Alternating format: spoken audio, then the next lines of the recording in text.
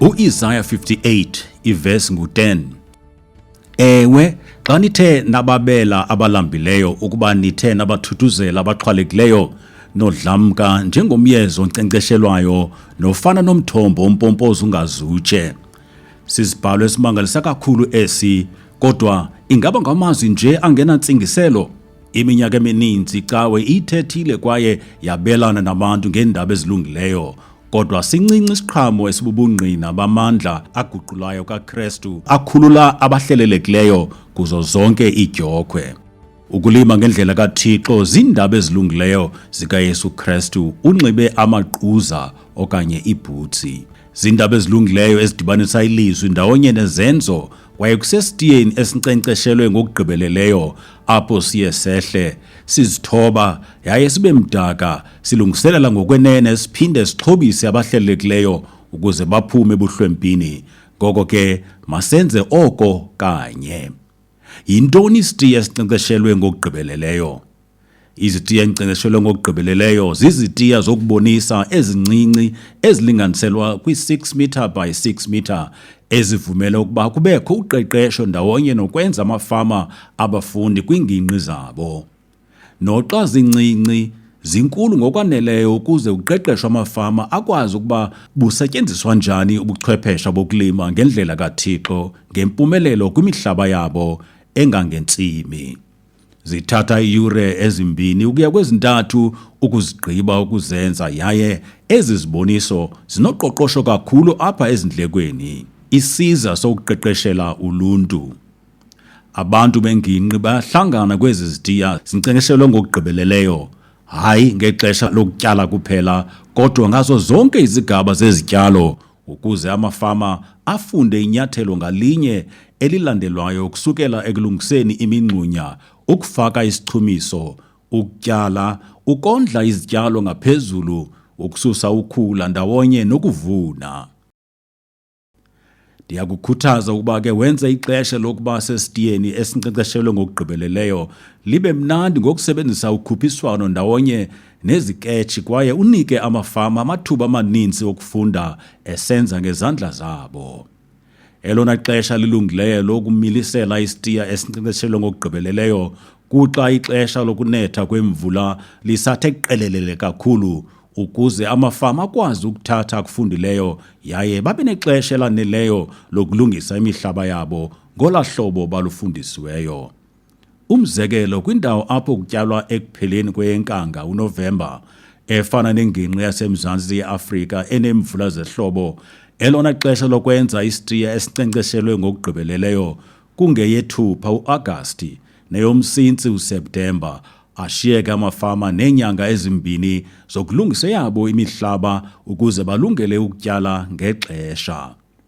Ukuba uhlala kufutshane noluntu olulungiselelayo kuza kunceda kakhulu oko. Yohlulahlula izifundo zibe zizahluko uze uqeqeshe iqela lamafama akho kwisahluko ngasinye, usigqibe phambi kokuba ubanike omnye umthamo obalingeneyo wolunye uqeqesho.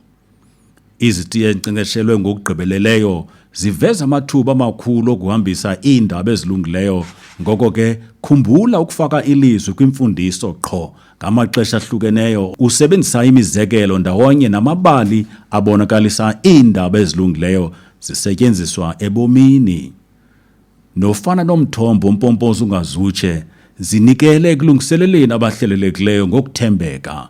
Uphindaphinde uqeqesho iminyaka ngeminyaka. Siva kubaluleke kakhulu ukuzinikela okuye kumilisele iqonga lobudlelwane oluza kwakha yaye lwenze abantu bengingqi abamkele ukulima ngendlela kaThixo bazise ingxelo yokuba baqhuba kanjani. Ixesha elininzi ndifumanisile ukuba ambalwa kakhulu amafama anesibindi sokutshintsha kwiminyaka nje emithathu, kodwa emva koko inani labalandeli liyanda, izinga lokwamkela lonyuke ngeyona ndlela. Ngoko ke sukunikezela ekuthandeni nasekulungiseleleni, hayi ngokuqala, nowesibini, nowesithathu, nowesine okanye nangowesihlanu unyaka. Kwezinye ingingqi ndiqaphele izinga lokwamkela eliphantsi, kodwa ngenxa yokunyamezela ndawonye nokusebenza ngentliziyo yakho yonke, uzinikele kulungiseleleni ngesaquphe uThixo anike ukugqobhozela. Ngolwakhe uloyiso yena ufuna ukuzinikela kwakho. Nazi ezinye izikhokheli ezinokunceda xa ukhetha isiza sesiTiya esinkcenkceshelwe ngokugqibeleleyo. Khetha indawo eyaziwayo nefikelelekayo apho abantu bengingqi baza kuyibona le nto uyenzayo. Khumbula, uza kutyala kule ndawo iminyaka emininzi, ngoko ke khetha isiza esilungileyo kwasekuqaleni. UYesu wathi, uMateyu sahluko sesihlanu ivesi ngu-14, nina nilukhanyiselo lwehlabathi, umzi omi phezu kwentaba awunakufihlakala, kananjalo abasibaneki isibane basibeke phantsi kwesitya, basibeka esiphathweni saso sikhanyisele bonke abasendlwini. Malukhanye ngokunjalo ukhanyiselo lwenu phambi kwabantu, ukuze bayibone imisebenzi yenu emihle, bamzukise uYihlo osemazulwini. Iziza ezilungileyo zingasemasangweni ezakhiwo zoluntu ezinjengamaholo oluntu, icawe okanye apho indlela zidibana khona. Qiniseka ukuba unendawo enkulu ngokwaneleyo phambi koba uqalise, ingakumbi u-10 by 10 meters, ilungelelane nesakhiwo esikhoyo. Sikhetha ukusebenzisa umzila wocingo elibiyele esakhiwo xa silungelelanisa amacala 4 okanye 2 alinganayo esitiya. Sibiyela isiza ngezityalo eziphilayo okanye amahlahla nameva ukuze ukhusele imfuyo ingangeni.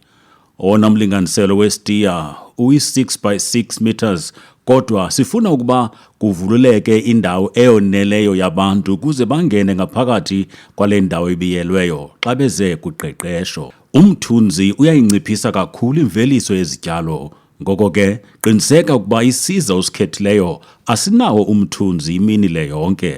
Ngenxa yokuba izitiya ezinkcenkceshelwe ngokugqibeleleyo zityalwa phambi kokuba imvula zinethe, khetha isiza esikufutshane namanzi ukuze isitiya siza kunkcenkceshelwa ngezandla kude kufike imvula. Yonyula umnonelelo othembekileyo ukuba abe ngumlondolozo intloko wesiza, abe kufutshane yaye kube lula ukumfumana alondoloze isitiya. Khumbula, sifuna isitiya esinkcenkceshelwe ngokugqibeleleyo sibe sisibane emnyameni, ngoko ke yenza yonke into esizeni sakho ibe kumgangatho ophezulu oza kunika uzuko kuThixo. I-terrain yintambo ekuvumelayo ukuba wenze ulimo ngendlela kaThixo olusemgangathweni ophezulu kakhulu. Ukuze ukwazi ukwenza i-terrain kufuneka ube nentambo ethile.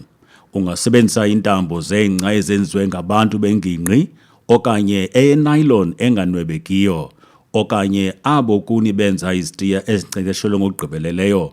Sebenzisa intambo yocingo ngokuba ngamanye amaxesha ziyanqunqeka. Enye into oyidingayo luluthi olungama-60 cm ubude lokuphawula. Yinqumle ngokomlinganiselo uze uyisebenzise nje ngeyophawu xa ufaka amaphawu kwi-terrain nganye. Ungasebenzisa izikhombisi entanjeni ezinjengeziciko zebhotile okanye izicwili zeplastiki oziqhinishela apha entanjeni. Mandikubonise ukuba uyenza njani kule ntambo yenayiloni. Ubophelela iqhina elinomngxunya kwelinye icala uze uyifake eluthini kwelinye icala lomhlaba wokulima. Kumgama ongama-60 cm ukusuka kuluthi, beka uphawu lwakho lokuqala uze ucinezele ngamandla, uminxise intambo ngesiciko sebhotile. Suka wehlele kuma-60 cm alandelayo embindini wawo, uphinde ucinezele ngamandla isiciko sesibini sebhotile. Uphinde wehlele kuma-60 cm ucinezele esinye isiciko sebhotile.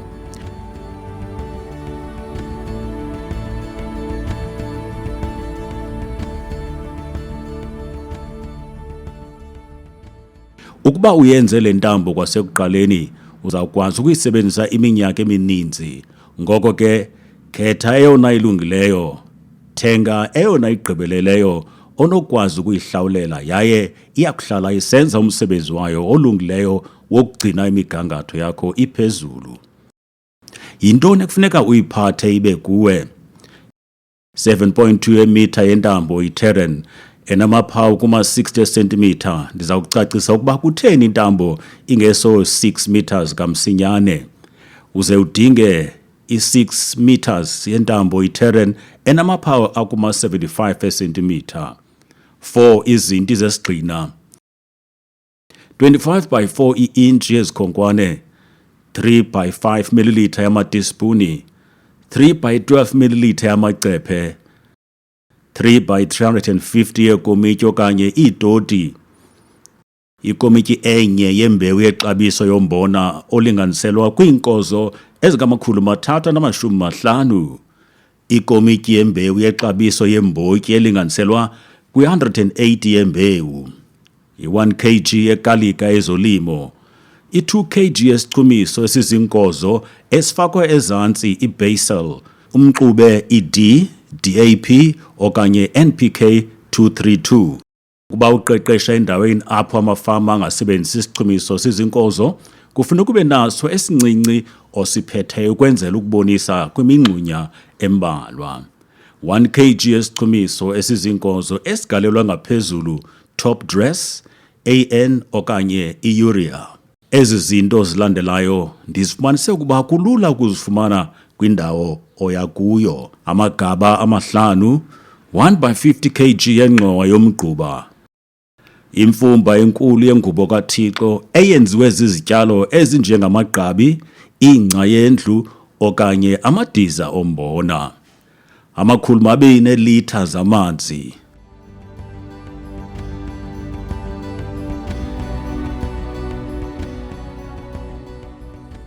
Ukucwangcisa isitiya sakho esinkcenkceshelwe ngokugqibeleleyo.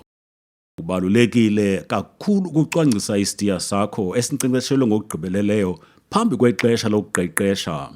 Ngamanye amaxesha xa usiza kwisiza sesitiya esinkcenkceshelwe ngokugqibeleleyo, unamakhulu abantu abakujikelezileyo, uphantsi kwefuthe elinamandla lokulindeleke ukuba ukwenze.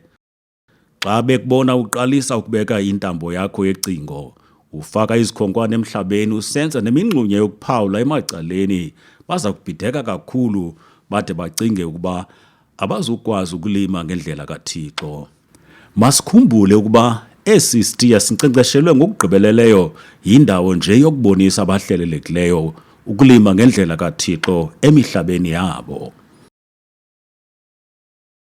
Susa ukhula esitiyeni ngokuligeca apha ngaphezulu komhlaba uze usiphule uqaqaqa kangangoko unako. Zama ukuba isitiya esinkcenkceshelwe ngokugqibeleleyo sibe nomhlaba olungelelanisiweyo kangangoko unako.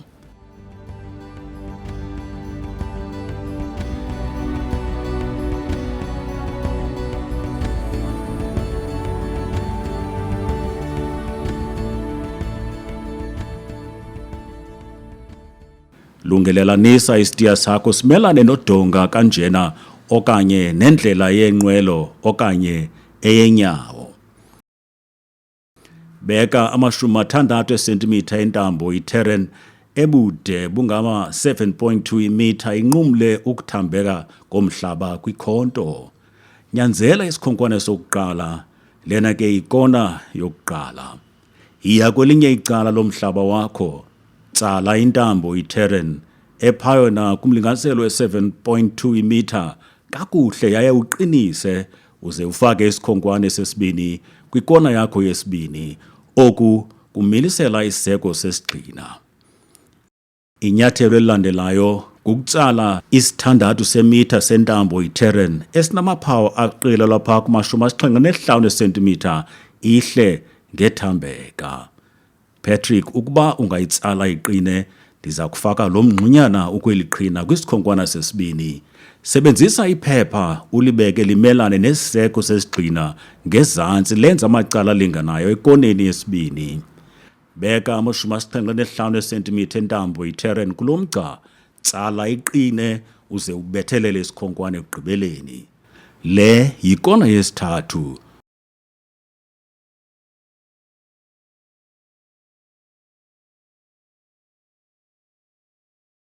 Kwaye ke ngoku unokumila njengo-L esitiyeni sakho. Faka isikhonkwane ngaphandle kophawu ngalunye oluphawu kuma-75 cm osentanjeni i-terrain. Ucele omnye umntu alandele emva kwakho ombe imingxunya yokuphawula ngaphandle kwezikhonkwane. Kwenziwa isigxina hleze izikhonkwane zitake.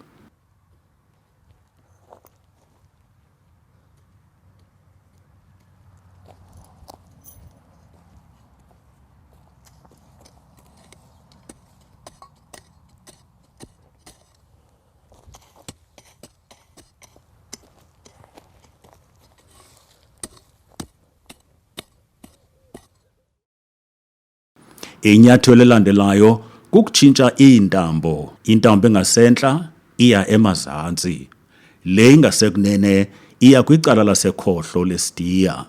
Susa zonke ezi ndawo zokurhintyela sezintanjeni, kodwa uzishiye zona izikhonkwane ezindaweni zazo. Masiye kwelinye icala lesidiya.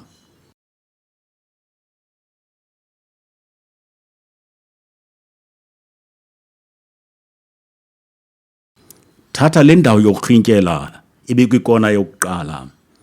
Patrick, masihambe ke nale ntambo siyise ngezantsi esidiyeni. Wena Patrick uyofaka le ndawo yokurhintyela kwikona yesithathu.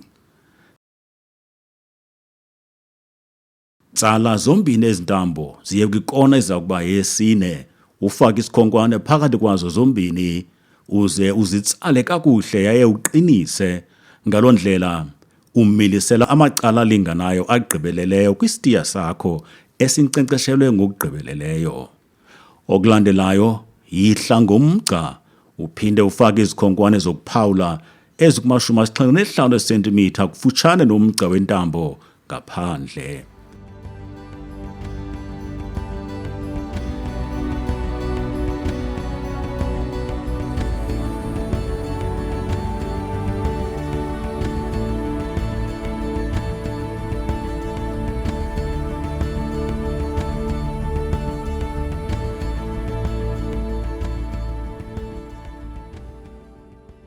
Phinda uzikhuphe iintambo zakho uze na-60 cm esiseko ngasemantla kwisitiya esinkcenkceshelwe ngokugqithisileyo kwakhona.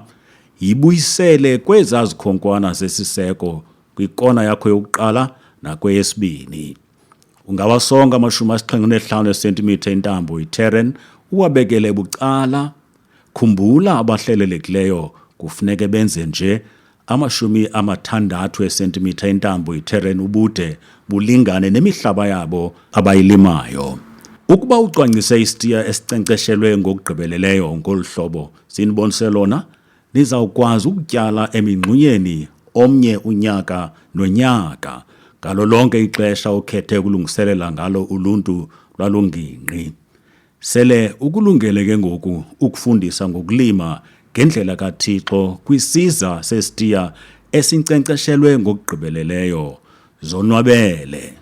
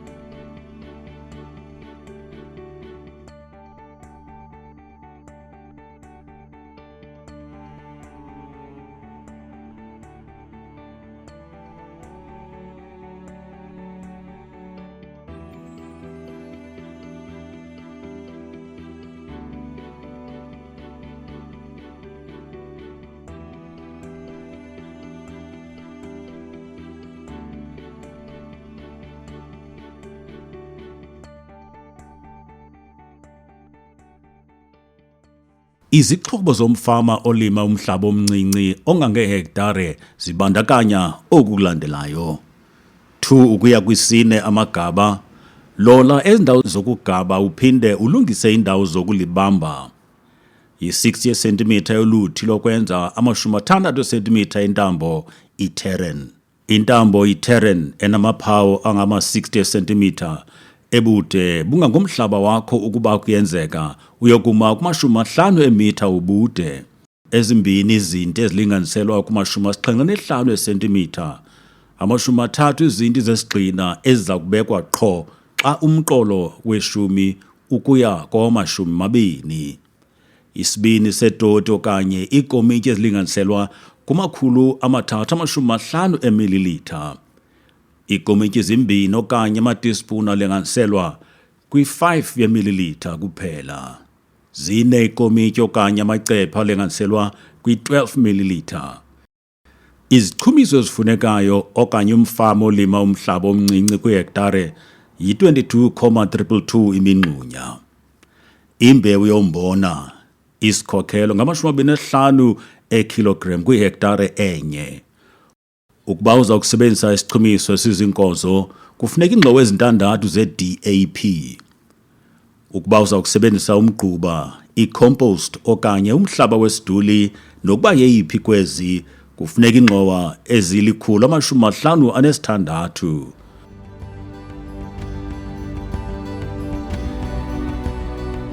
Kwiingingqi ezinemvula zehlobo njengaseMzantsi Afrika, qalisa ukulungisa umhlaba ekuqaleni kweyomSintsi uSeptemba. Kumazwe asembindini we-Afrika anjengeKenya, iUganda, iTanzania enemvula ezina ixesha elide nelifutshane, qalisa ukulungisa umhlaba wakho ekuqaleni kweyomQungu Januwari ulungiselela ukutyala xa imvula zinetha kakhulu.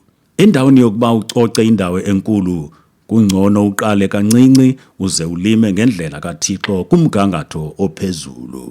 Izichumiso uThixo akunike zona, umgquba, i-compost, umhlaba wesiduli okanye isichumiso esiziinkozo, mayibe zizo ezinika isigqibo sobungakanani bomhlaba oza kuwulungisa. Umzekelo, ukuba unengxowa eziphaa kwi-150 zomgquba, sukulungisa iihektare ezimbini njengoko imveliso yakho iyonke ingaba ncinci kangangeetoni ezimbini, kanti ukuba ubusebenze ihektare enye kumgangatho phezulu, imveliso yakho ingade yokufikelela kwiitoni ezi-3 ukuya esi-5. Apha izichumiso zethu zinika isigqibo ngobungakanani bomhlaba oza kulungiswa. Ukuba uneengxowa ezintandathu zesichumiso i-DAP, ngoko ke ungayenza ihektare enye ibe kumgangatho ophezulu. Endaweni yokungxenga izichumiso zakho, kungcono ucuthe ubungakanani bomhlaba wakho. Kungenzeka ukuba uza kube utyala emhlabeni ekudala kutyalwa kuwo, ngoko ke qiniseka ukuba izityalo ezidala ziwiselwe phantsi uphinde ugcine umhlaba ungenakhula ngalo lonke eli xesha ungekalimi. Ukuba umhlaba lihlathi lokhula, vele usebenzise igaba ususe ukhula ngokuligeca apha emazantsi ngaphezu komhlaba uze uliyeke lulale njengengubo kaThixo apha ngaphezu komhlaba. Ingca enje ngoqaqaqa emhlabeni wakho mayincothulwe nengcambu ize ikhutshelwe ngaphandle kwale ndawo ilinywayo. Ukuba ulungisa umhlaba ongazange ulinywe ngaphambili, lo mhlaba usekulaa meko yemveli evelisa izityalo zendalo ezintle kwiinkulungwane ngeenkulungwane kungazange kuphethulwe mhlaba okanye kutshiswe. Gawula imithi, ukhuphe iziphunzi, uze ususe namahlahla, ushiye ingubo kaThixo eyenziwe ngamagqabi nengca engaphezu komhlaba. Nantoni na oyenzayo, nceda ungawuphethuphethuli umhlaba okanye utshise ingubo kaThixo. Lungelelanisa zonke ezaa ndawo bezikhutshwe iziphunzi, uphinde wandlale ingubo kaThixo ngokulinganayo kumhlaba wonke. Amahlathi yinxalenye kaThixo ongcwele kuko konke ukumangalisa ekufuneka siyigcine ngamaxesha onke. Ukulima ngendlela kaThixo kubangela ukonyuka kwemveliso kakhulu ukuze sithobe iimfuno zomhlaba wokulima kumahlathi abuthathaka endalo. UThixo ulindele ukuba siyigade siphinde siyilondoloze indalo yakhe kwaye siye sisonyusa nje izinga lemveliso yethu kwihektare enye akukho mfuneko yokutshabalalisa iindawo ezinamahlathi ngokugawula nokutshisela ezolimo.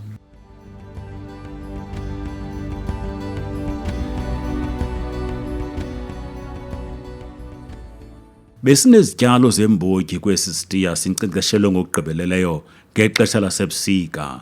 Isekhona imfungumfungu eshiyekileyo onokuyibona yelaa xesha besatyalile isitiya. Into yokuqala eza kuyenza kukumilisela iseko. Ngalo lonke ixesha milisela iseko kweli cala lingasentla emhlabeni wakho.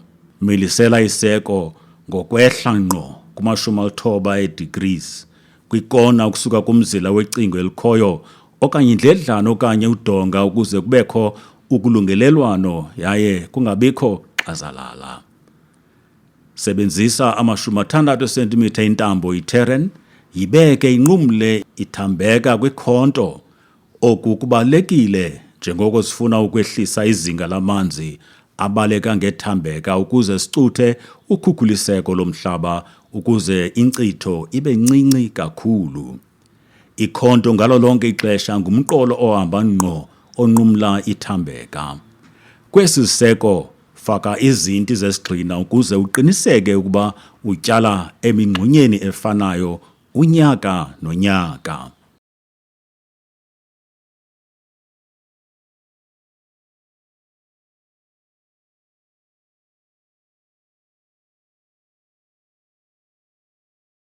Sebenzisa iintsimbi okanye amaplanga aqinileyo angasokuze abole uze uwanyanzele nzulu ukuze angasuswa zizilwanyane nabantwana. Izinti zesigxina kumqolo we-10 kuya 20 rhoqo. Kumhlaba ongangentsimi ungafaka izinti zesigxina qho xa ufika kumqolo we-10 ukuya kowama-20 ukuze usoloko uchana laa mngxunya mnye wokutyala. Nazi ezinye izizathu zokuba kutheni sityala emingxunyeni eminye unyaka nonyaka. Izityalo zonyaka ophelileyo zingangazisebenzisi zonke izondlo ebesizifakile, ngoko ke ezi zondlo zishiyekileyo zinokufumaneka lula kwisityalo esilandelayo. Umhlaba uye uthamba kwaye kuye kuba lula ukuwusebenza. Iingcambu zezityalo ebezikhona ezibolele kule mingxunya zonyusa izinga lokuchuma, zishiya intunjana ezenza kube lula ukukhula kwengcambu yesityalo esilandelayo. Iingcambu zezityalo ebezikhona ezibolele kule mingxunya zonyusa izinga lokuchuma, zishiya neentunjana ezenza kube lula ukukhula kwengcambu yesityalo esilandelayo. Ukugangatheka kuncinane emiqolweni njengoko inyawo nezixhobo zihamba phakathi kwemiqolo kuphela. Izinga lokuphazanyiswa komhlaba phakathi kwemiqolo incinci, oko ke kuthoba izinga lokukhula kokukhula.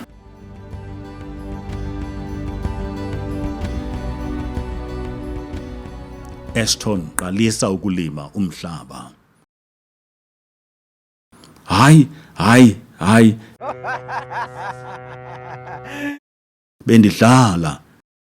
Khumbula, xa silima ngendlela kaThixo asiwuphethuphethula umhlaba. Jonga lo mhlaba umbi kangaka esityala kuwo. Ukuba ubucinga ukuba umhlaba wakho mbi, awukayiboni into embi njengale. Yisanti yaselwandle le. Kufuneka sibe nokholo olukhulu lokutyala kwisanti yaselwandle. Imingxunya yethu iqelelana ngama-60 centimeter ephindaphindene nama-75 centimeter aza kusinika ke i-22,222 emingxunya kwihektare nganye. Imingxunya kufuneka ibe i-12 centimeter ububanzi, lo ngumlinganiselo wentloko yegaba eliqhelekileyo. Imingxunya yomgquba, i-compost okanye umhlaba wesiduli kufuneka ibe yi-15 centimeter ubunzulu. Imingxunya yesichumiso esizinkozo kufuneka ibe sisi-8 centimeter ubunzulu. Sizawuqala ke sibonise ukuba ulungisa njani umhlaba wakho Xa usebenzisa isichumiso somgquba, i-compost okanye umhlaba wesiduli, jonga kwicala elingasentla lethambeka, ubeke umbindi wentloko yegaba ungqamane nophawu olukumashumi-60 cm entambo i-terrain. Bhekelisa ingubo ecaleni uze uqale ukomba kumgama ongama-15 cm ukusuka ngezantsi kwentambo.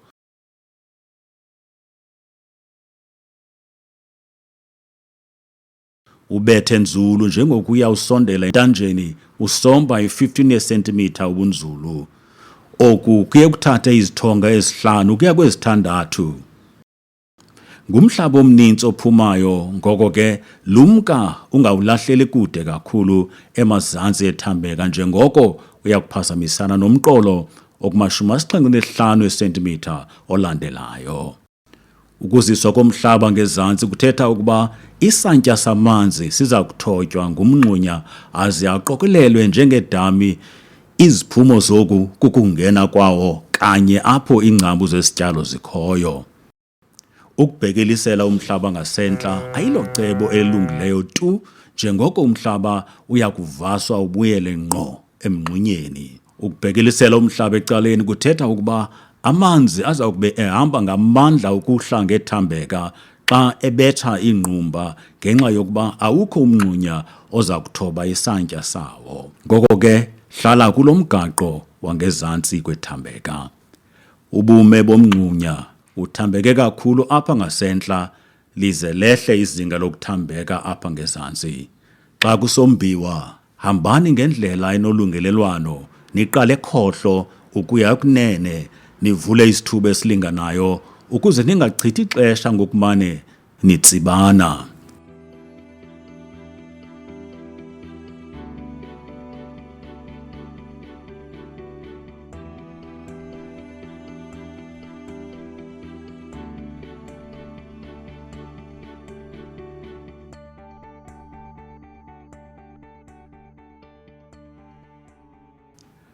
Qiniseka ukuba iqela lakho lomba imingxunya ngokuchanekileyo kuma-60 cm okuqelelana, bulingane ubunzulu ndawonye nobungakanani.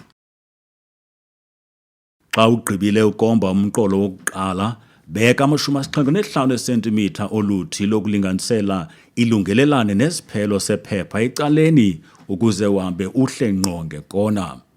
Ukuba uyafuna, kungcono ukubeka intambo esele inamaphawu, ihle ngecala lomhlaba uyilinganisele nekona ehla ngqo. Patrick, isondeze kancinci ize kweli cala. Kulungile, uyenzile. Xa le ntambo uyibekile, ungahambisa ke ama-75 cm oluthi usehla ngentambo kwaye uza kuyazi ukuba unecala elihamba ngqo. Linyathelo elibalulekileyo eli ukuze siqiniseke ukuba siza kufumana kwalaa mingxunya ifanayo emhlabeni wethu nangexesha elilandelayo lokulima. Khumbula ukushiya izinti zesigxina zakho ezimbini kwesi sigaba. Susa ka-60 cm intambo i-terrain uze uyibeke kule ndawo intsha yama-75 cm angezantsi. Uphinda uqalise umsebenzi kwakhona. Kuluncedo kakhulu ukuba nama-75 cm ezinti ezimbini.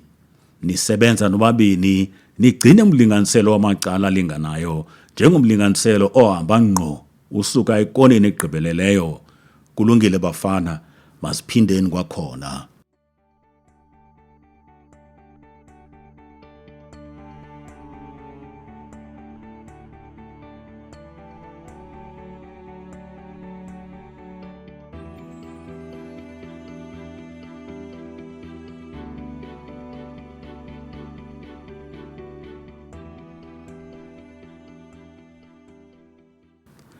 Ukuba uza kube usebenzisa isichumiso esiziinkozo, umngxunya wakho mawube sisibhozo sesentimitha ubunzulu okanye ube mde ngokulingana neminwe yam. Uza kulinganisa ke imiqolo yakho ngolu hlobo sele ibonakalisiwe, kodwa ke ngoku qala ukomba 10 cm ukusukela emazantsi entambo uze ugqibe ngezithonga ezi-3. Siza kwenza umqolo omnye onemingxunya yesichumiso esizinkozo ukuze ubone umahluko.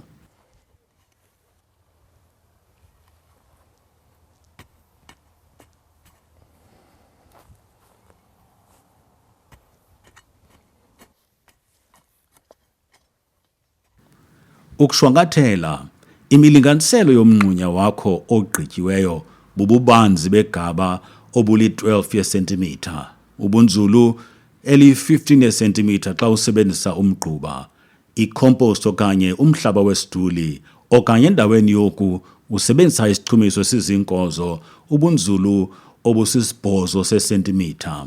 Imingxunya yakho iza kuqelelana ngama-60 esentimitha, imiqolo yona iqelelane ngama-75 esentimitha.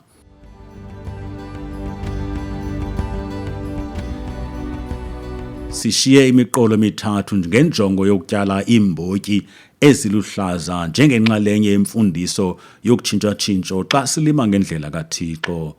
Siphakamisa ukuba umhlaba ngamnye wohlulwe ube nezabelo ezithathu.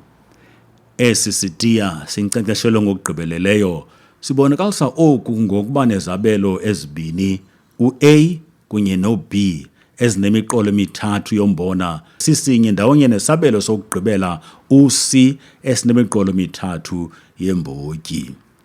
Ngonyaka wokuqala umhlaba ka-A kunye no-B uza kutyalwa umbona okanye u-C iimbotyi. Ngonyaka wesibini umhlaba ka-A uza kutyalwa iimbotyi aze oka-B kunye no-C abe nombona. Ngonyaka wesithathu umhlaba ka-A uza kuba nombona, umhlaba ka-B ube neembotyi aze u-C abe nombona kwakhona. Ngonyaka wesine uza kubuyela kulwabiwo lonyaka wokuqala lombona kwaneembotyi. Oku kunika isabelo ngasinye somhlaba iminyaka emithathu yokuphumla ekutyalweni umbona, kuze kuvumele ukuba kuqhawulwe izigaba zezifo, kwaye konyuswe izinga lokuchuma komhlaba ngenxa yokulungiswa kwe-nitrogen lutshintsha-tshintsho ngemidumbu. Sukukhohliswa ukholelo ukuba ayikho ingxaki xa utyala isityalo esinye kulo nyaka nakomnye nakomnye.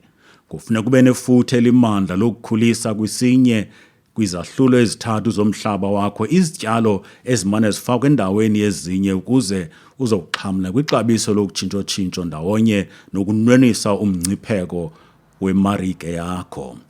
Eminye imidumbu unokuyityala kutshintsho-tshintsho kwisinye kwizahlulo ezithathu ibandakanya amandongomane, iimbotyi zesoya, ii-ertyisi, pigeon peas, ii-cowpeas zikhona ke nezinye.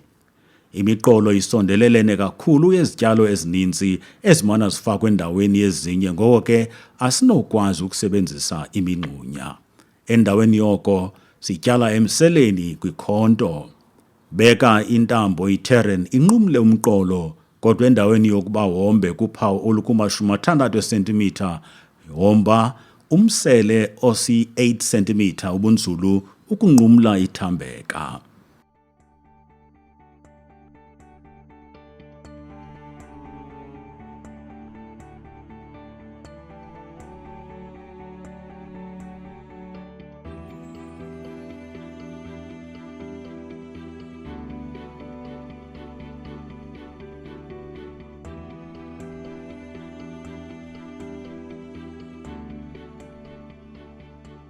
Ashton siyehla kwakhona ngama-75 esentimitha.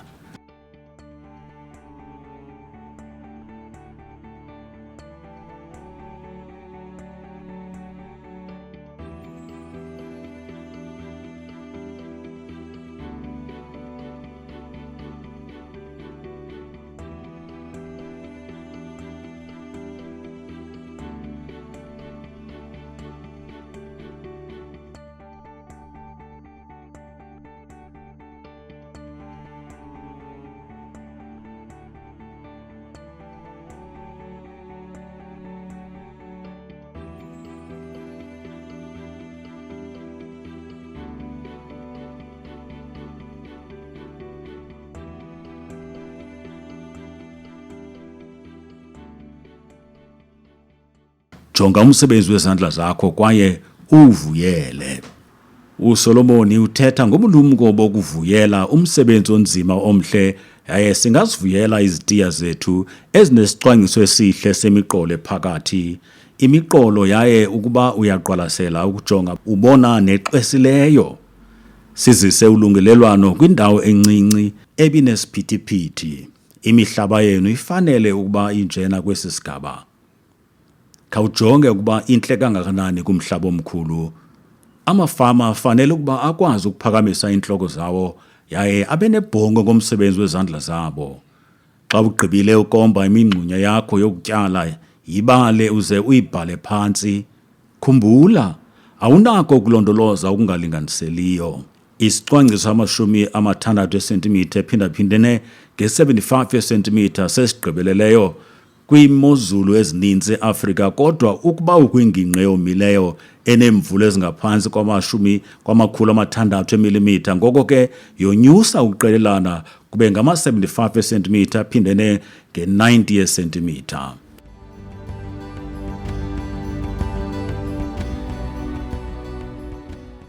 Ezinye iintlobo zemihlaba, ingakumbi le ibomvana ngombala kunye neendawo ezinezinga eliphakamileyo lokuna kwemvula ngonyaka, umhlaba uyathanda uba nobumuncu. Le mihlaba inobumuncu ibamba izondlo ezibalulekileyo ekukhuleni kwesityalo zizenze zingafumaneki ezityalweni. Oko ke kukhokelele kwimveliso ekwizinga eliphantsi ndawonye nokunqongophala kwezondlo. Ukugalelwa kwekalika yezolimo konyusa i-pH yomhlaba, liwenze ube duma. Oku kwenza izondlo zikwazi ukutsalwa lula zingcambu. Oko ke kuthetha imveliso ekwizinga eliphezulu. Endaweni yekalika yezolimo ungasebenzisa icephe eligcweleyo lothuthu lweenkuni. Galela itispuni eligcweleyo lekalika yezolimo emngxunyeni ngamnye. Umlinganiselo wakho ingangochanekileyo xa umhlaba wakho uye wahlolwa. UBrian Aldridge ebeye egalele ikalika yezolimo qho kwiminyaka emihlanu kwimihlaba yakhe engangentsimi enengxaki. Ngoko ke kufuneka ukwenze oku emva kweminyaka embalwa. Ngenxa yokuba asiwuphethu-phethule umhlaba kwaye sombathise ngokugqibeleleyo 100% ngengubo kaThixo, emva kweminyaka imfuneko yekalika yezolimo iza kuye isihla ngokuhla.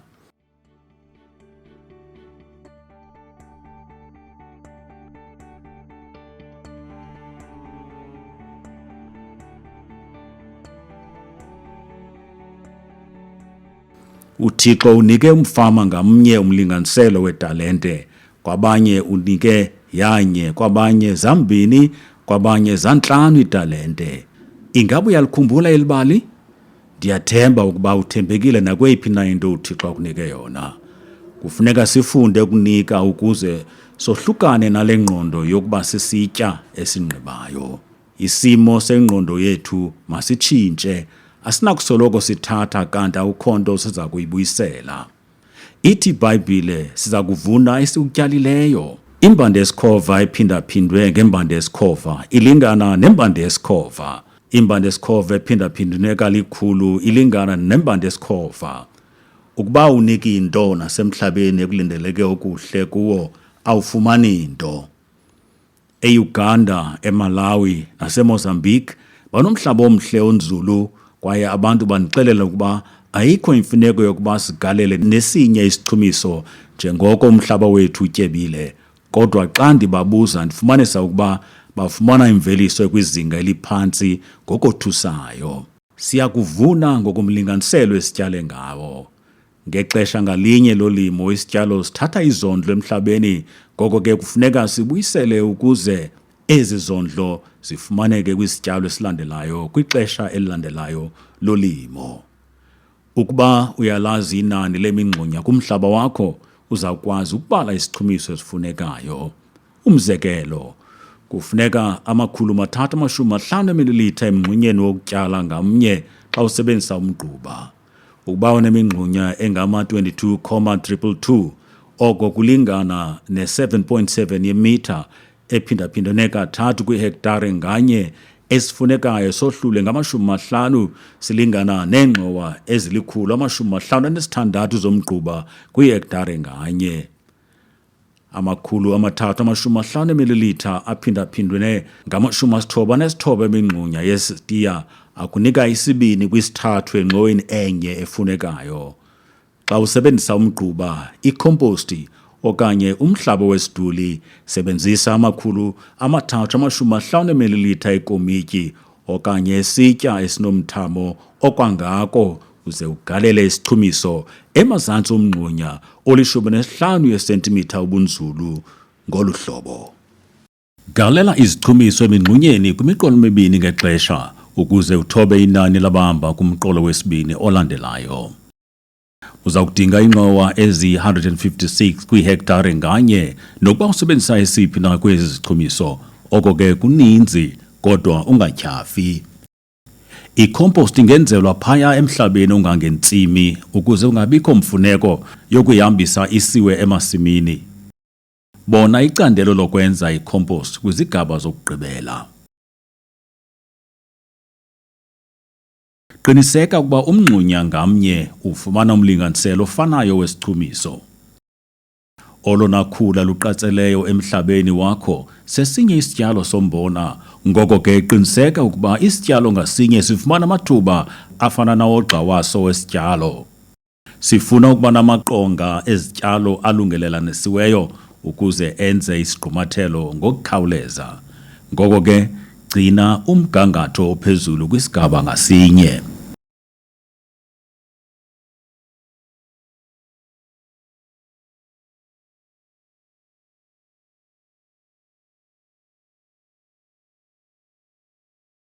Imveliso elindelekileyo kwihektare nganye xa unomgquba ziitoni ezi-3 ukuya kwezi-5 kwikhomposti, ziitoni ezi-2 ukuya kwezi-5 uze xa unesiduli yitoni enye kuphela ukuya kwezi-3. Imveliso elindelekileyo kweli lizwekazi ilinganiselwa kuma-350 ekhilogram okanye iingxowa ezisixhenxe kwihektare nganye. Ngoko ke singakuphinda-phinda oku ka-10 lula xa sisebenzisa izisombululo ezingqiniweyo ndawonye nezikhoyo. Ezi zichumiso zintathu zakha ubomi bezinambuzane ezisemhlabeni ndawonye nokuchuma. Zenza ngcono isimo nentlanganisela yomhlaba ndawonye nokugcina ukufuma kwaye zezona zikhethekayo yaye zinoqoqosho xa usebenzisa zona endaweni yesichumiso esiziinkozo. Khumbula, kufuneka imfundiso yakho ilungiselelwe abahlelelekileyo ngalo lonke ixesha. Nangelixa lokuza kwindawo yezityalo ezifakwa endaweni yezinye, ndiyakukhuthaza ukuba kubekho into oyibuyiselayo. Xa sifaka izichumiso zethu kumqolo weembotyi, galela ama-350 ml kumcu lo womsele uze usasaze ngokulinganayo. Xa usiya komnye umgama wama-60 cm, kwakhona galela ama-350 ml uwasasaze kuloo mcu.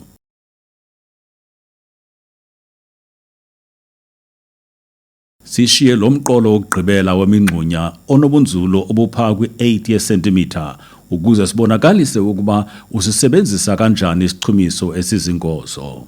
Amafama amaninzi alima imihlaba emincinci awakwazi ukufikelela kwisichumiso esiziinkozo ngenxa yexabiso laso eliphezulu ndawonye nokuba besendaweni ezisemagqagaleni. Kodwa ke ngamanye amaxesha baye banikwe amatikiti esichumiso esiziinkozo okanye banikwe iingxowa zaso.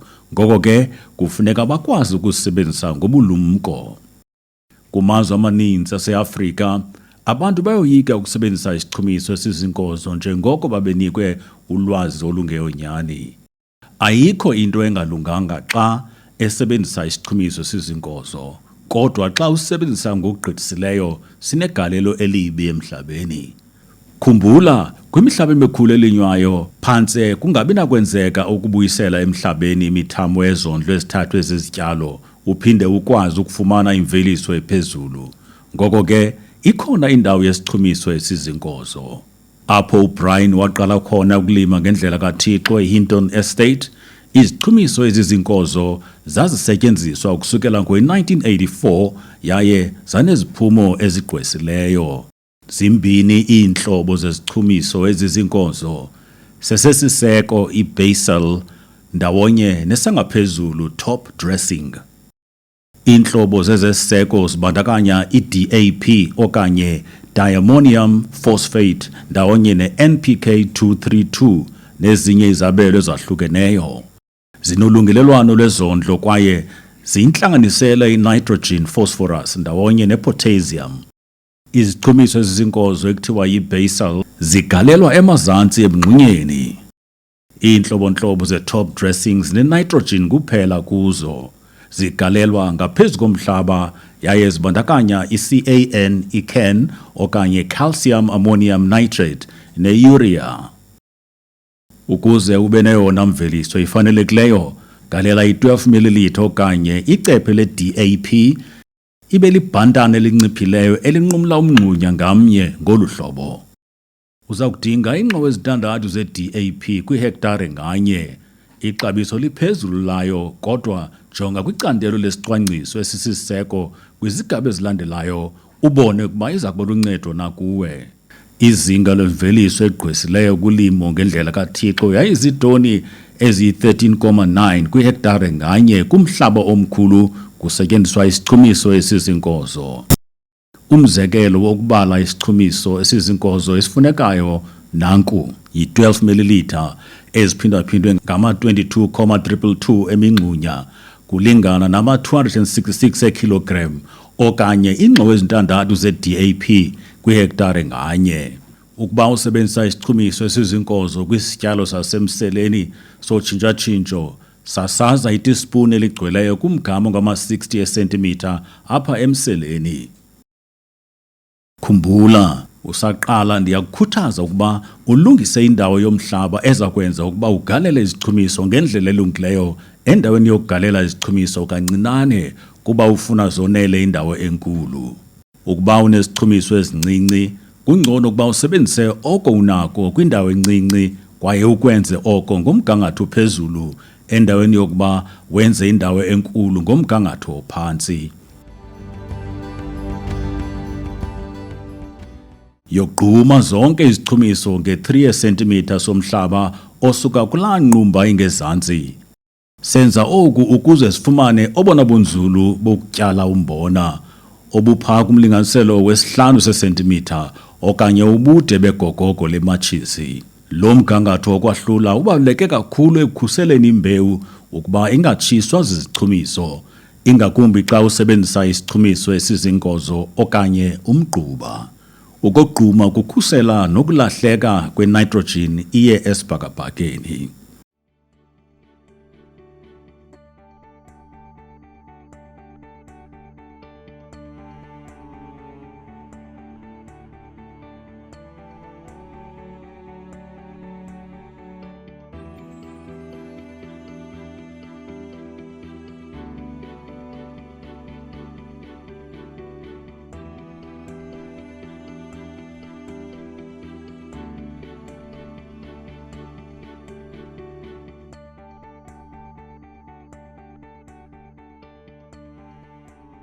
Imiqolo yakho yeembotyi kufuneka ibe nobunzulu bokutyala obukumlinganiselo weesentimitha ezi-3, igogogo lematshisi lingqengqe ngecala, ngoko ke yogquma uze ushiye obu bunzulu.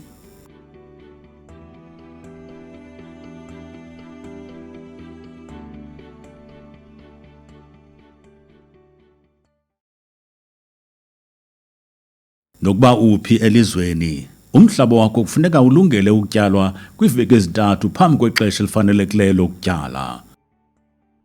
Ngolu hlobo uyaqiniseka ukuba usexesheni, ingakumbi xa niba nazo iimvula zokwenyani eziza phambi kwexesha elindelekileyo. Kwiingingqi ezinemvula zehlobo njengaseMzantsi Afrika, eZambia, eZimbabwe, eMozambique naseMalawi, kufuneka ulungele ukutyala ekupheleni kweyeDwarha uOktobha, ube sele uyombile imingxunya waphinda wazifaka izichumiso waze wazogquma kancinane ulindele 10 ukuya kuma-25 kweyeNkanga uNovemba, owona mhla ofanelekileyo wokutyala. Amaxesha amaninzi ndiyabuzwa eAfrika, kunganjani xa utyala komile? Ndiye nikhuthaza ngenene ukuba ningakwenzi oku. Sukutyala xa komile, ngongathi unemvula enethe phambi kwexesha eyonele nje ukuba zintshule uze emva koko ube nexesha elomileyo kwimozulu, kuza kufuneka uphinde utyale. Kufuneka ulinde iimvula ezoneleyo phambi kokuba utyale. Ukuba uqinisekanga ukuba kungakanani okwaneleyo, jonga isikhokelo esifanele imozulu yengingqi yakho. Njengoko ubona ukuba siyasinkcenkceshela esiSitiya, sinkcenkceshelwe ngokugqibeleleyo kwaye senza ngathi siyimvula.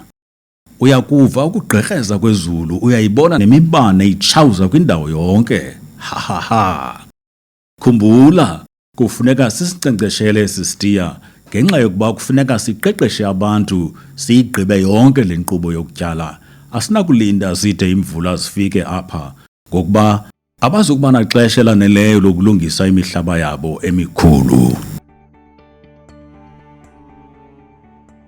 Kubonakala ngathi sisigqibe esiSitiya kwangexesha.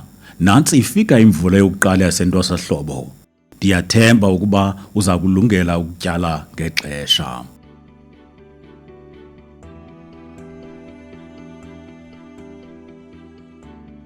Nkosi, siza phambi kwakho kusasa nje, le mini intle kangako yenzileyo.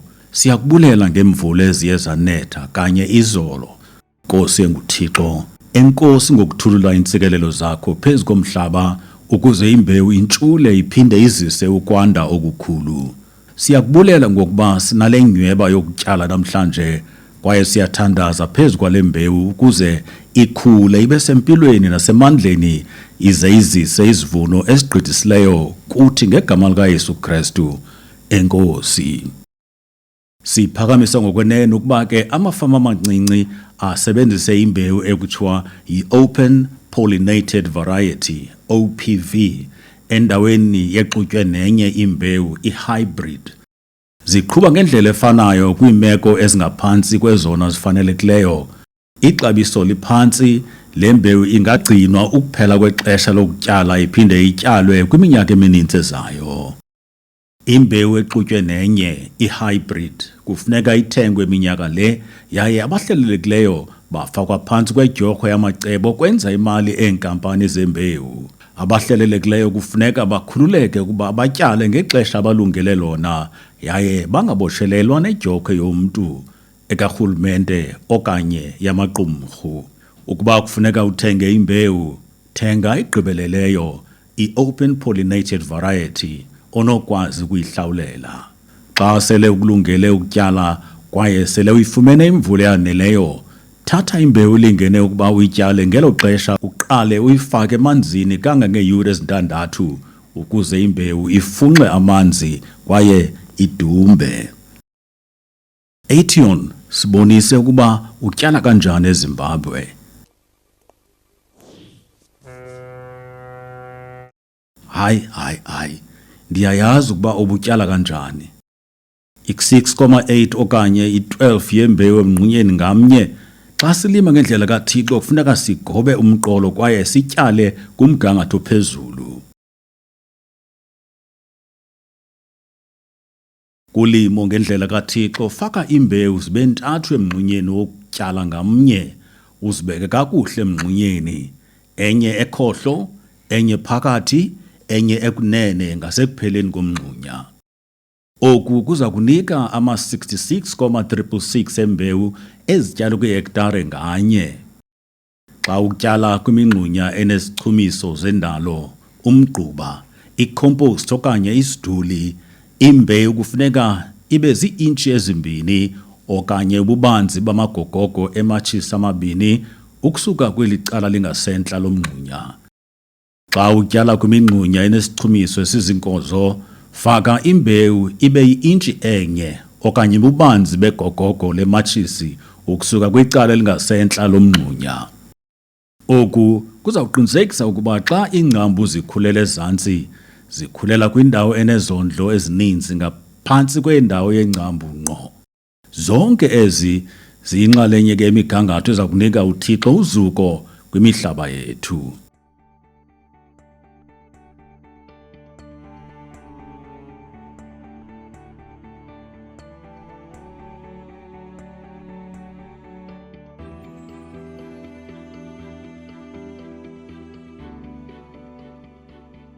Xa sityala imbotyi, imbewu mayiqelelane ngomgama ozishumi sentimitha emqolweni.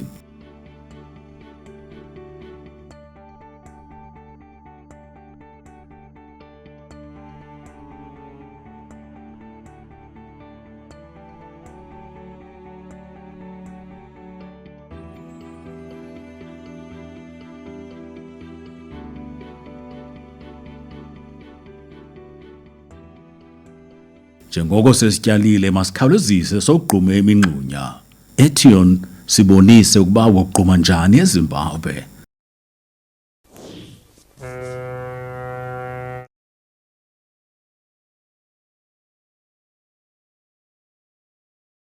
Hayi.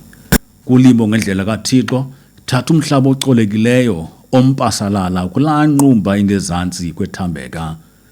Qiniseka ukuba awogqumi ngamatye, amagade anzima okanye ngengubo kaThixo. Zonke ezi zingabangela iziphumo ezimbi kwizinga lokuntshula ndawonye namaqonga ezityalo angalinganiyo. Ngoko ke londoloza ngokulungileyo ukusuka kule ndawo. Yogquma ulungelelanise ngaphandle koxinzelela. Uxinzelela kunokubangela ukuba kuvele amadanyana amanzi apha emva kwemvula ezinetha ngamandla kwaye izithole zihlaselwe zizifo ezinjengokufuma njengoko amadiza aza kube ehleli emanzini.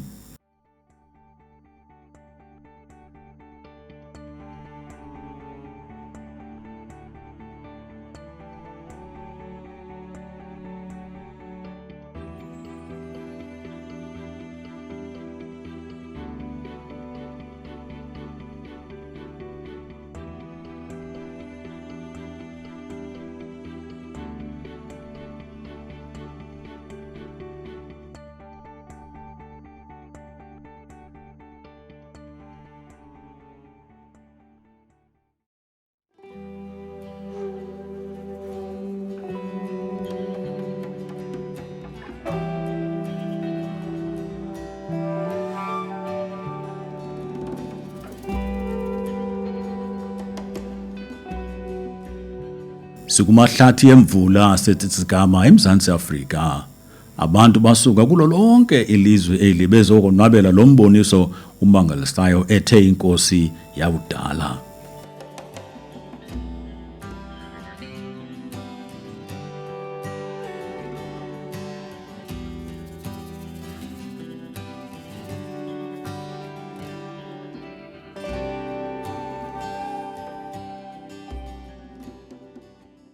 Bebenempuphuma apha kutshanje, waze lo mthikazi uneenkuni ezimthutyana othenikwa yellowwood wancothulwa neengcambu.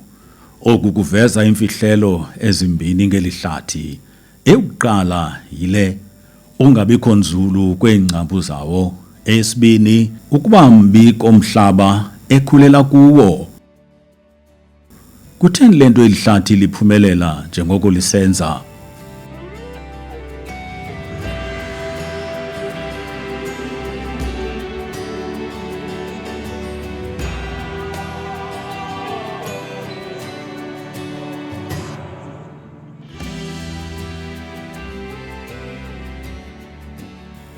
Ukuba siya esitiyeni sikaThixo esikho kuyo yonke indawo apho umntu angekangeneleli khona, uyakubona ukuba uThixo kubulumko bakhe ubeka isikhuseli esombathisa ngaphezulu komhlaba. Le mfungumfungu yenziwe ngamagqabi, amasetyana, iziqhamo kunye neengca ebolayo. Konke oku kulele apha ngaphezu komhlaba kuye kubole ngokuhamba kweminyaka. Le mfungumfungu siyibiza ngokuba yingubo kaThixo. Eli hlathi likhula lisempilweni ngamandla ngenxa yokuphuma kwezondlo kwizichumiso zendalo ezisuka kwingubo kaThixo. Khawujonge lo mbala umdaka utyebileyo kulo mhlaba ngenxa yokukubola. Isizathu esenza ukuba le mithi mikhulu kangaka ibe neengcambu ezingekho nzulu kungokuba zizondla ngezondlo ezilapha kufutshane ngaphezu komhlaba. Ingubo kaThixo ikhusela umhlaba kukhukhuliseko, ivumela ukufunxwa nzulu kwemvula, igcina ukufuma, yonyusa izinga lokutyeba komhlaba, izinga liyonyuka lezityalo lokunyamezela imbalela, yenza indawo efanelekileyo yokukhulisa phakathi kwenzuzo ezininzi. Konke oku kukhokhelela kwizinga lokonyuka kakhulu kwemveliso. Ingubo kaThixo sisombululo esiqinileyo.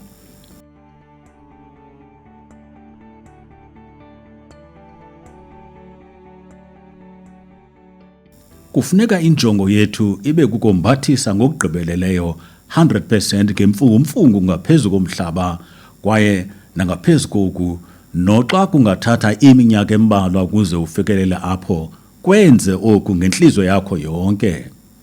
Ekuqaleni ngubonayo zizityalo ezishiyekeleyo ndawonye nokhula kuphela. Kuza kufuneka uyandise.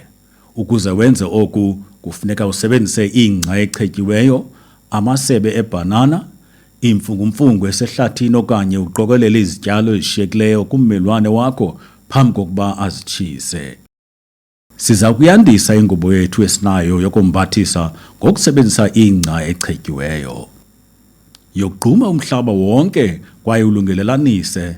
Ewe, wogqume nalapha ngaphezu kwemingxunya. Imbewu iza kuntshula iphumelele ngaphaya kwengubo, ngoko ke sukoyika. Ingubo kaThixo ibaluleke kakhulu, oku akunakugxininiswa ngokwaneleyo. Akekho umntu onokusuka avumele isela emini emaqanda ukuba libe emzini wakhe. Bangakwenza oko? Kutheni le nto unokuvumela yona nto ebaluleke kakhulu kangaka kulimo lwakho ukuba ityiwe yimfuyo yommelwane wakho? Kufuneka siyibone ingubo kaThixo njengexabiso lomhlaba, yikhusele kwaye uyandise. Isishwankathelo sokutyala umbona. Yomba imingxunya, ingqumba yomhlaba ibe ngezantsi kwethambeka. Galela itispuni yegalika yezolimo emngxunyeni ngamnye kwimihlaba enobumuncu. I-350 ml isichumiso sendalo emngxunyeni ngamnye. Iisentimitha zibe 3 yomhlaba wokohlula. Linda imvula eyaneleyo.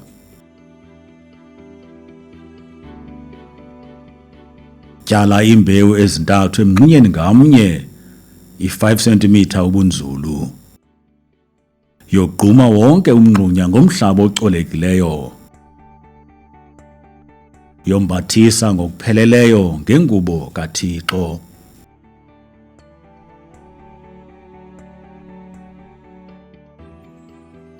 Zintsuku ezili-10 emva kokuba sityalile, masembeni siyokujonga ukuba izinto ziqhuba njani esitiyeni.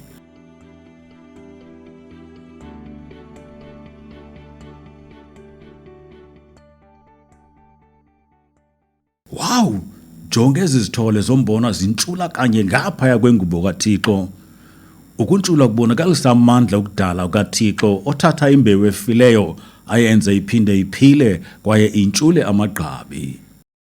Kanye ngolu hlobo lwale mbewu, sasikade sifile, siphile ezonweni zethu, kodwa uYesu waphefumla ubomi bakhe kuthi, kwaze ngenxa yobabalo lwakhe savuswa ukuze siphile ubomi ngokugqithisileyo nangakumbi. Ndiqinisekile ubunexhala lokuntshula ngaphezu kwengubo kaThixo. Nam ndandinjalo ukuqala kwam ukuvavanya ukulima ngendlela kaThixo. Izityalo zam zokuqala zazambatiswe ngengubo ebanzi yamadiza ombona, ndaze ndakhululeka kakhulu ndakubona untshula ngempumelelo. Izithole zinokuthatha ixesha phambi kokuba zivele apha ngaphezu kwengubo kaThixo ngenxa yokuphola kwamaqondo omhlaba, kodwa ungaxhalabi, ziza kuzifumana izithole ezikwimihlaba engenangubo zide zizogqithe. Khumbula, akubalekanga ukuba uqale kanjani, kodwa okubalwayo kukuba ugqibe njani. Masike sijonge umhlaba uwonke ukuba unjani.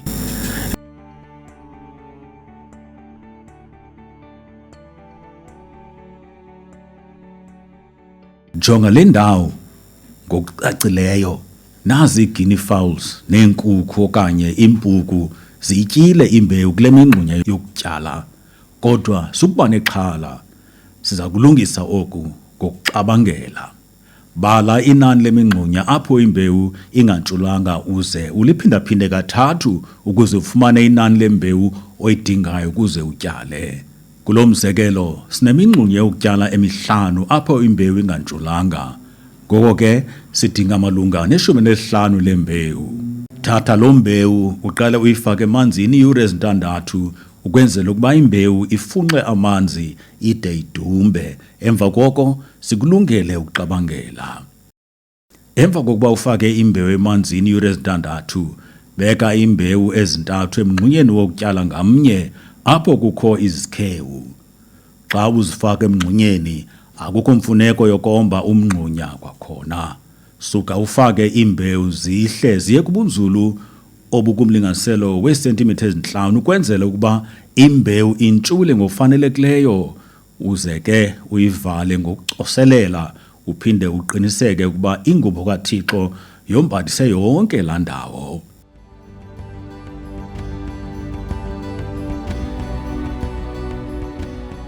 Kulimo ngendlela kaThixo asilifuni ngokwenene ukhula emhlabeni wethu. Ukhula lukhuphisana nezityalo zethu ngamanzi, ngesithuba, ukukhanya ndawonye nezondlo, kwaye ziyalithoba izinga lemveliso yezityalo kakhulu. Kufuneka ulususe okokuqala ukhula lwakho xa luseluncinci ubude obuzisentimitha ezintathu. Kudla ngokuba kwiintsuku ezili-10 ukuya kwezili-14 emva kokutyala. Susa ukhula uhamba ngomva ngokusuke ulugece ngegaba apha ngaphezulu komhlaba uze ulushiye longeze ingubo kaThixo. Ncothula uqaqaqa uze ulahlele ngaphandle kwalo mhlaba ulima kuwo. Kodwa zama ukuba uphazamisa kancinci nje umhlaba. Phinda-phinda ukususa ukhula qho kwiintsuku ezili-10 ukuya kwezili-14.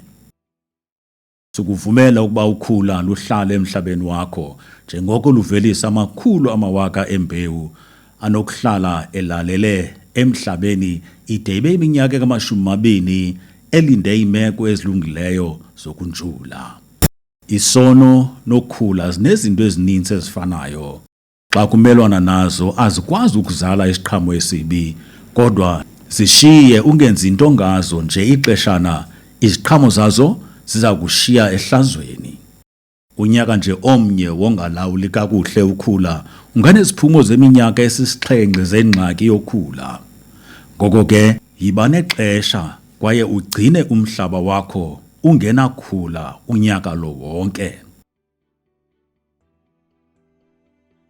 Umfama olima ngendlela kaThixo uqalisa ukususa ukhula xa ubude balo buqikelela kwiisentimitha ezintathu. Kumthatha iintsuku ezisixhenxe ukugqiba isitiya sonke, kwaye ukwenza oku enovuyo olukhulu. Uyasigqiba sonke isitiya, yaye ngenxa yokuba isigaba zokukhula izintsuku ezili-10 uneentsuku ezintathu zokuphumla. Umfama olivila kwelinye icala uvuka kusasa ajonge emhlabeni wakhe aze athi, luseluncinci olukhula, mandilulinde lukhule, lude lube lukhulu kakhulu. Uyalulinda lude lube ngangenyawo ubude, aze athi, ngoku ukhula kufuneka lususwe. Aze aqalise ukususa eli hlathi lokhula njengoko esiya esebenza nzima. Uyayilahlekelwa luvuyo lwakhe aze aqalise ukucaphukela ukulima. Emva kweentsuku ezili-14 uyayigqiba ifama aze asuse ukhula lokugqibela, evuyela ukuba ede wawugqiba umsebenzi wakhe. Xa esenyukela ngasentla emhlabeni wakhe, ubona ukhula lusiya luba lude ngokuba lude kumqolo ngamnye ngenxa yokuba ungemva ngeentsuku ezine. Ukhula ngasentla sele luneentsuku ezine ubukhulu kunelaa xesha aqale ngalo. Ukulima kujika kube sisiqalekiso endaweni yokuba yintsikelelo. Sityale imbewu ezintathu emngxunyeni ngamnye, kodwa eneneni sifuna kubekho izithole ezimbini emngxunyeni ngamnye. Sele kubonakalisiwe ukuba imveliso iyagqwesa xa zimbini izithole kumngxunya ngamnye, oko ke kushiye nezityalo ezingama-44,444 kwihektare nganye. Imbewu eqinisekisiweyo ukuba iza kuntshula ngama-87 ekhulwini, 87%, ngoko ke ukuba sityale ama-44,444 embewu kuza kuntshula kuphela eqikelelwa kuma-38 amawaka, ngaphandle kwelahleko eza ngenxa yempuku, iinkukhu okanye i-guinea fowl. Zisishiye mhlawumbi nama-35 amawaka ezityalo kwihektare. Ngoko ke awunokwazi ukufumana imveliso efanelekileyo ngaphandle kokuba sityale iimbewu ezintathu emngxunyeni ngamnye size siwuphe ukuze kushiyeke ibe mibini. Sele ingqiniwe yokuba kwisenti nganye oyichithayo kwimbewu yesithathu uza kubuyelwa ziisenti ezingama-40 ngenxa yokuba uye wepha. Oku ke kokuphindwe ngama-40 kwisabelo sendleko nengeniso, ngoko ke kubalulekile oku gqitha.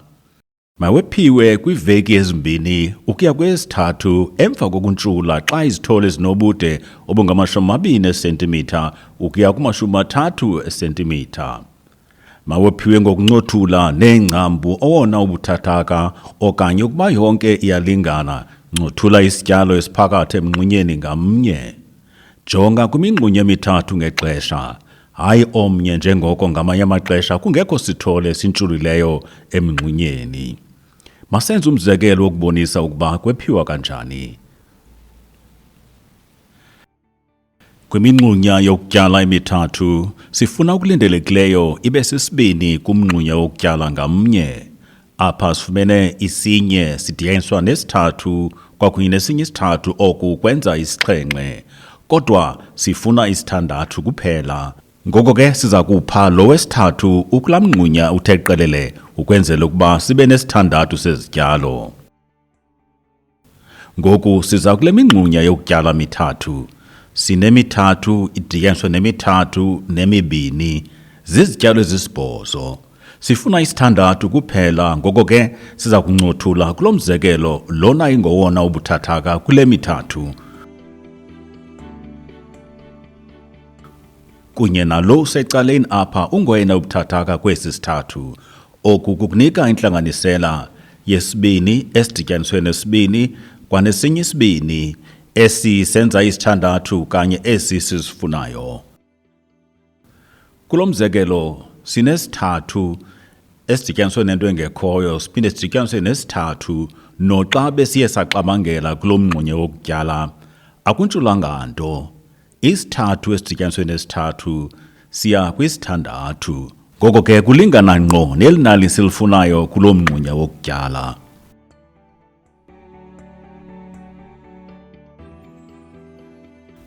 Faka isichumiso sakho sangaphezu komhlaba kanye emva kokuba uwuphile.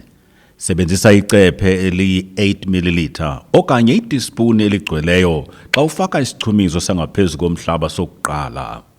Galela i-ammonium nitrate kunye nesityalo ngama-7 cm kweli cala lingentla ukuthintela ukutsha kodiza lwesityalo. Isichumiso saphezu komhlaba masifakwe phakathi kwezithole ukuze zikhule ngokulinganayo. Alukho olunye uhlobo lwesichumiso olusebenza ngokubonakalayo njengesichumiso sangaphezu komhlaba ngaphandle komchamo. Kodwa ubuninzi obufunekayo ndawonye nokugcinwa kwawo ngaphakathi kokuba usetyenzisiwe kuyawuthintela umchamo ekubeni sesona sichumiso saphezu komhlaba. Kodwa ke unayo indawo yawo ngokwenene xa kulinywa umhlaba omncinci kakhulu.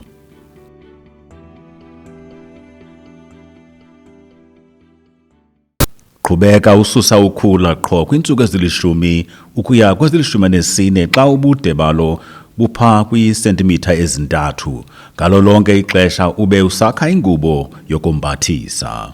Kuyamangalisa ngenene ukubona kuncipha ukukhula kokhula xa unengubo elungileyo eyombathisileyo. Mhlawumbi ungasusa ukhula kabini okanye kathathu phambi kokuba umbona wenze isigqumathelo esipheleleyo. Qhubeka ususa ukhula uhamba ngomva xa ukhula luseluncinci ubude isisi-3 sesentimitha.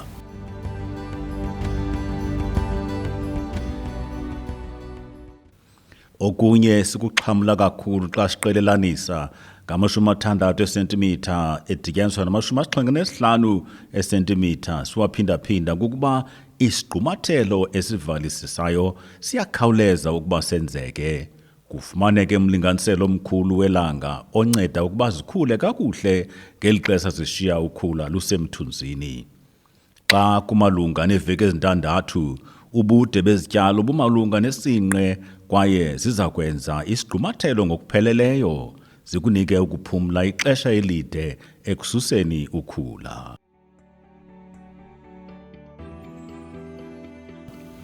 Ii-suckers ngamanye amaxesha zizityalo ezikhula zisuka kunozala wesityalo apha emazantsi ngaphezu komhlaba. Abanye abacebisi baphakamise ukuba ii-suckers zisusiwe liza konyuka izinga lemveliso.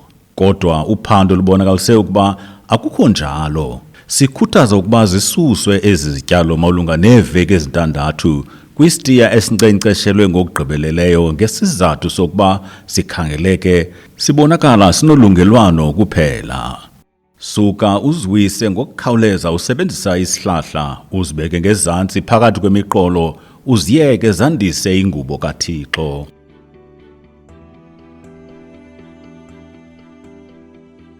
Galela isichumiso sangaphezu komhlaba.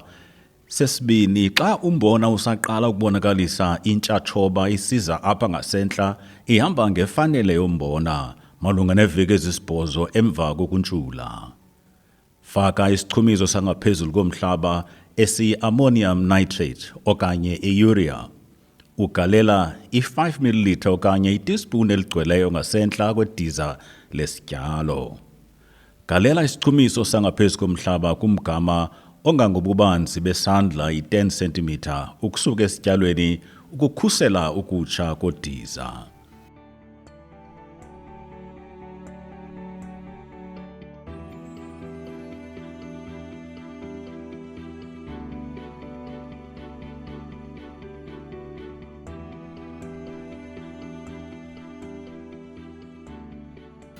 Masuyeke unise imvula yomgubo wokuvelisa kancinane.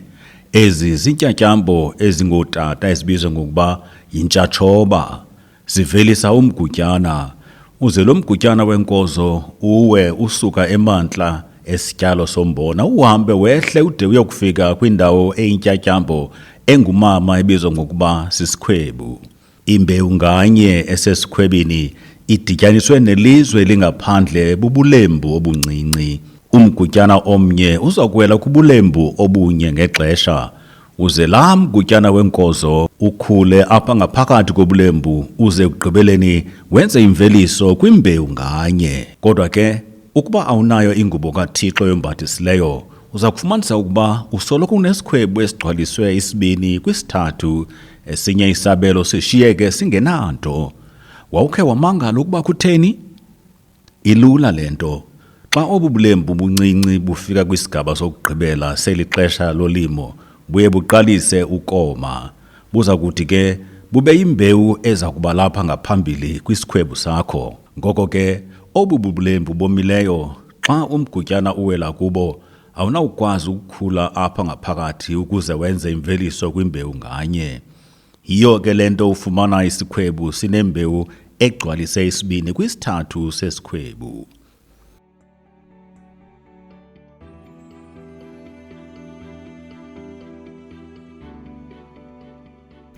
Ixesha elininzi kulindeleke ukuba emva kweenyanga ezine isityalo sombona siqalise ukoma nokufa. Amagqabi ayasongana kwaye ukukhanya kungena kokuqala kwisigqumathelo ukusukela oko wenza isigqumathelo. Oku kukhuthaza ukukhula kokhula ngaphantsi kwesigqumathelo njengoko ukufuma obushiyekileyo kusekhona.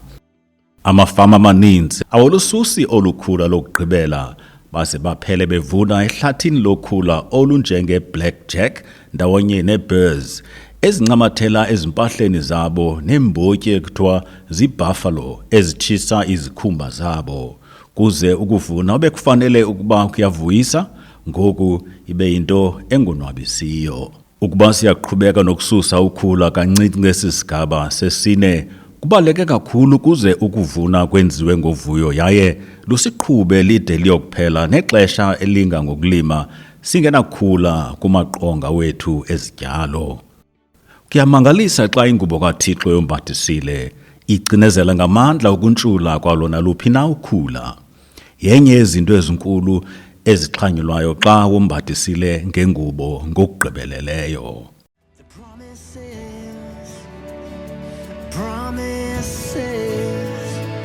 Walk in it, shine bright, let your glory fill this land. Faith, hope, you know that the blessings are coming. Jesus,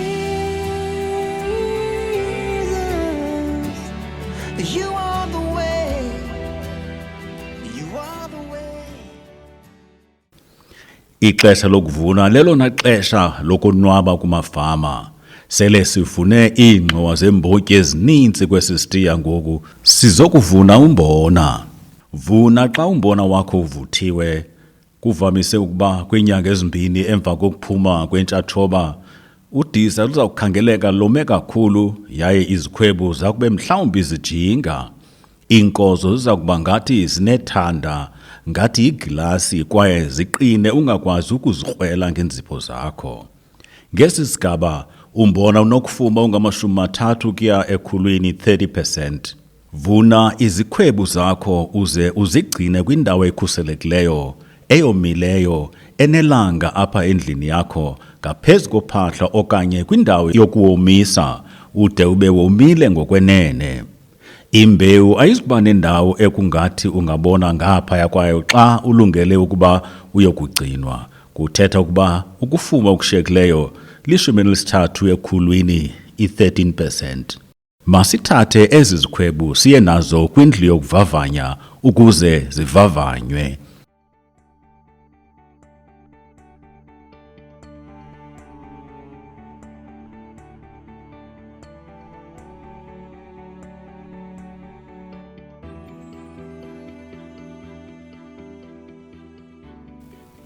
Uyayazi ukuba kule santi yaselwandle imbi kangaka, ISitiya sethu esinkcenkceshelwe ngokugqibeleleyo sinemveliso evavanyiweyo ebetha ngaphaya kweetoni ezili-9 kwihektare?